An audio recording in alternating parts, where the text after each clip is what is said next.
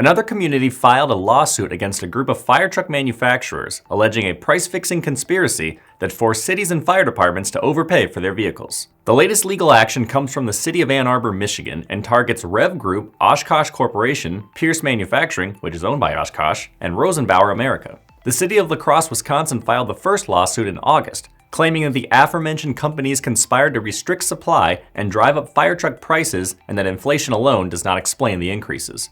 Other entities with cases include Onalaska, Wisconsin, and fire departments in Pennsylvania, Maine, and New York. Ann Arbor's filing claims that the companies control up to 80% of the fire truck market, and that their alleged conspiracy contributed to prices doubling over the past decade, while also extending delivery times from 18 months to 4 years. The argument echoed Crosse's case from August, which stated that a fire truck priced at $500,000 in the mid-2010s now costs about $1 million, while specialized units that once sold for $900,000 now exceed $2 million.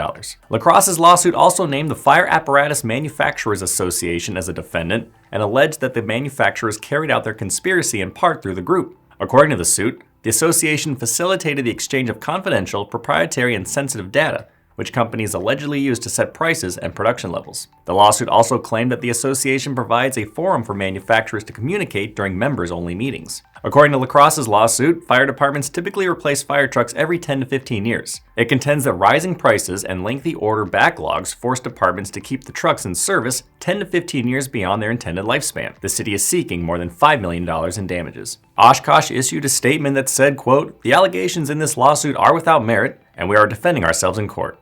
REV Group and Rosenbauer have not responded to IEN's request for comment. I'm Nolan Beilstein. This is Manufacturing Now.